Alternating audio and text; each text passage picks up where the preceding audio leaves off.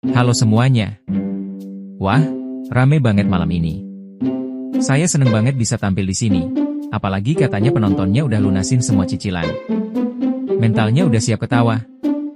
Saya ini orangnya sederhana ya. Saking sederhananya, waktu ditanya cita-cita kecil, saya jawab, nggak ditagih utang. Itu impian masa kecil yang realistis, apalagi kalau tinggal di komplek yang isinya tukang kredit semua. Saya itu hidup sederhana. Serius. Baju saya cuma 2 jenis, bisa dipakai kondangan, dan buat tidur. Kadang yang buat tidur dipakai kondangan juga. Tinggal semprot parfum. Selesai.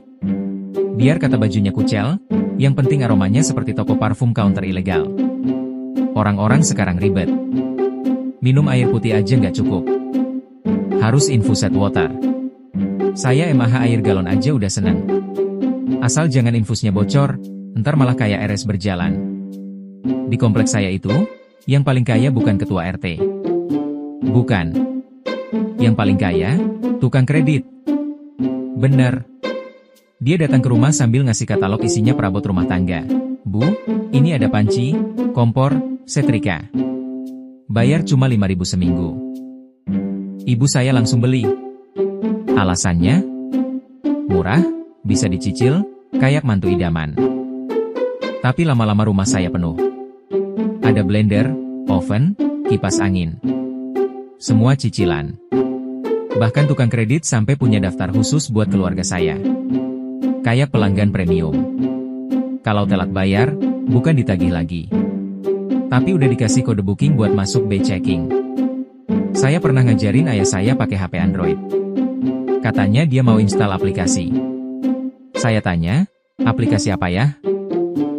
Dia jawab, mau install WhatsApp, biar bisa kirim salam buat grup yasinan.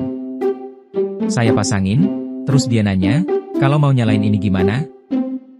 Saya bilang, tekan tombol power. Dia malah ngangkat remote TV. HP dipegang, TV yang nyala. Terus dia ngomel, nih HP-nya error, malah nyetel sinetron. Orang tua kalau udah megang teknologi, antara kagum atau panik. Pernah ibu saya buka Instagram, terus lihat video anak bayi bisa ngomong bahasa Inggris. Langsung komentar, dari rahim udah kursus, ya? Ngomongin orang tua, saya sekarang udah nikah. Dan nikah itu, bukan cuma soal 2 orang saling mencintai. Tapi juga 2 keluarga saling kepo. Pertama kali ketemu mertua, saya grogi banget. Keringat dingin, deg-degan, sampai salah sebut nama. Bukan, Pak, malah saya bilang, Bos. Langsung suasana berubah. Mertua saya nanya, saya ini bos kamu? Atau kamu mau kerja di pabrik saya? Saya panik. Saya bilang aja, saya siap kerja, Pak. Asal nggak disuruh lembur ketemuan tiap minggu. Istri saya cubit, mertua saya senyum kecut.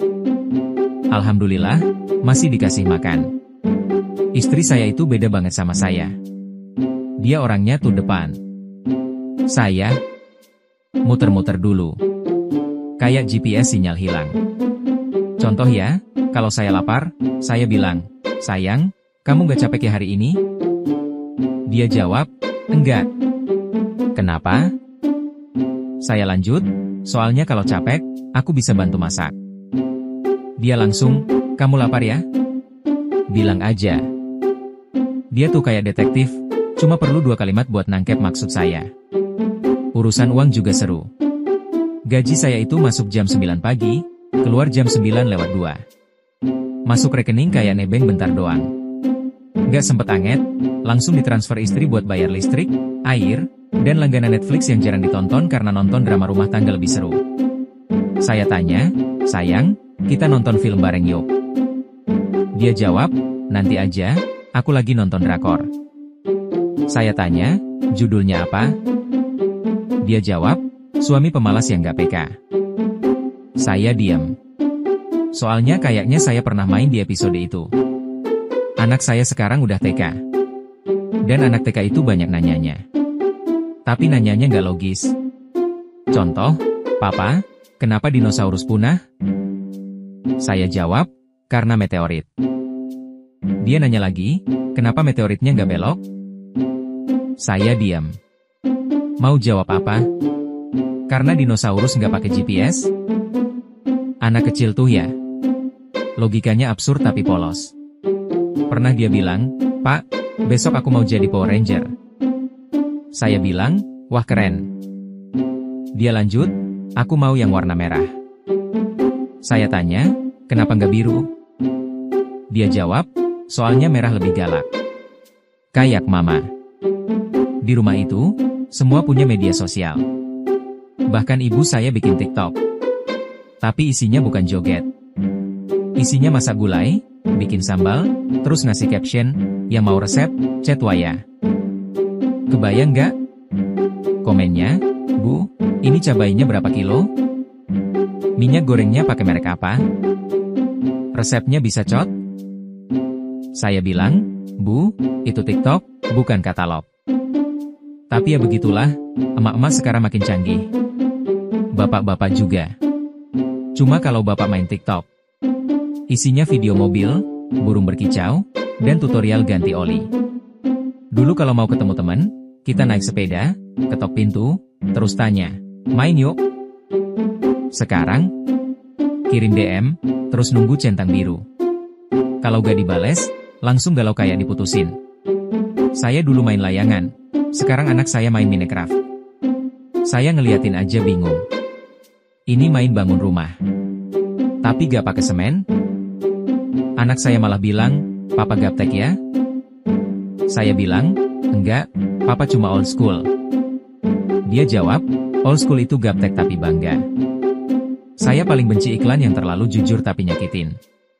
Kayak iklan mie instan yang bilang, hanya gambar penyajian. Saya masak mie, isinya cuma mie, bumbu, sama remah kertas bumbu. Mana ada daun bawang seger, telur setengah matang, dan senyuman wanita Jepang. Yang lebih parah, iklan skincare. Dalam 7 hari wajah cerah dan glowing. Saya pakai, 7 hari kemudian. Wajah saya makin kayak kulit jeruk. Saya tanya istri saya, "Sayang, aku udah glowing belum?" Dia lihat saya, terus jawab, "Glowing. Kayak bohlam mau putus." Saya paling benci iklan yang terlalu jujur tapi nyakitin. Kayak iklan mie instan yang bilang, hanya gambar penyajian. Saya masak mie, isinya cuma mie, bumbu, sama remah kertas bumbu. Mana ada daun bawang seger, telur setengah matang, dan senyuman wanita Jepang. Yang lebih parah, iklan skincare. Dalam 7 hari wajah cerah dan glowing. Saya pakai, 7 hari kemudian. Wajah saya makin kayak kulit jeruk. Saya tanya istri saya, "Sayang, aku udah glowing belum?" Dia lihat saya, terus jawab, "Glowing. Kayak bohlam mau putus."